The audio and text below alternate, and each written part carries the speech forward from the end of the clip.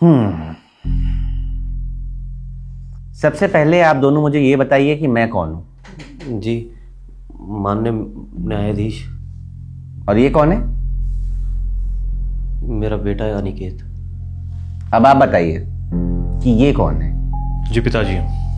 यानी कि आप दोनों की मानसिक स्थिति बिल्कुल ठीक है। आप दोनों एक दूसरे को बाप बेटा मानकर पहचान रहे हैं। फिर ये क्या है? जी पहले इन्होंने मेरे ऊपर केस किया था, इसलिए जवाब में मुझे भी करना पड़ा।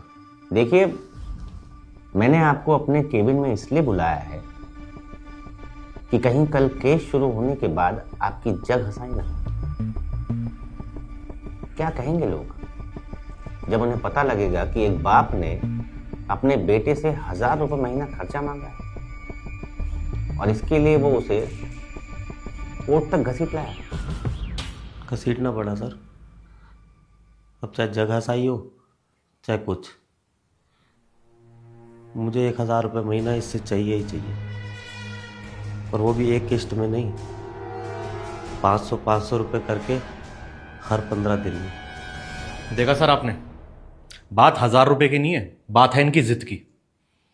पता नहीं क्यों ये मेरी और मेरी पत्नी की खुशियों के पीछे पड़े हुए हैं।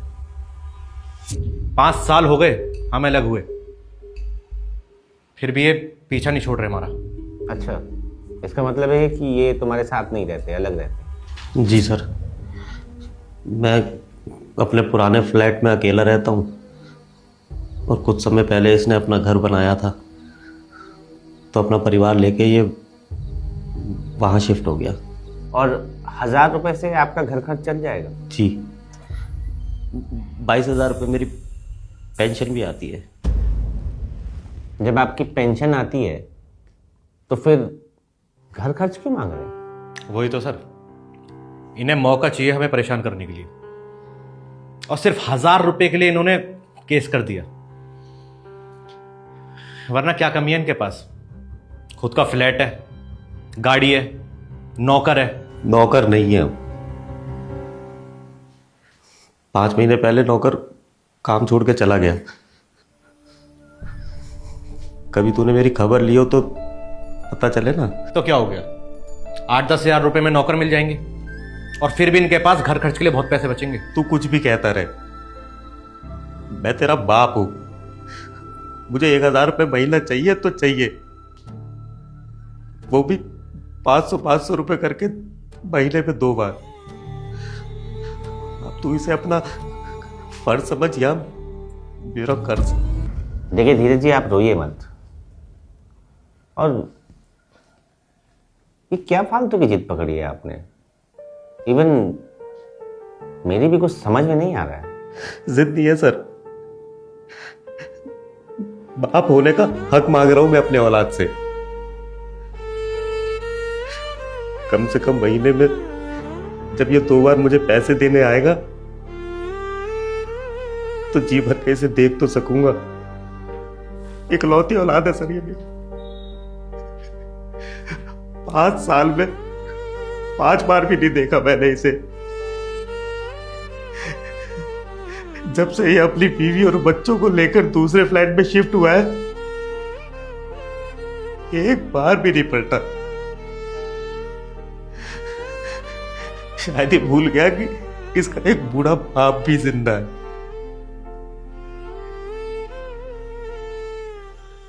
पैसे देने के बहाने कम से कम इसे ये तो खबर रहेगी ना कि उस फ्लैट पे इसका बूढ़ा बाप जिंदा है भी कि मर गया। अभी सर कुछ दिन पहले हमारी बिल्डिंग में एक बुजुर्ग आदमी की बॉडी मिली। पता नहीं कितने महीने से सड़ रही थी। क्यों? क्योंकि उसकी खुद की औलाद और बहू विदेश में रहते हैं। मैं नहीं चाहता सर कि मेरे हालात भी ऐसे हो। इसीलिए 1000 रुपये महीना मुझे अपने औलाद से चाहिए ही चाहिए।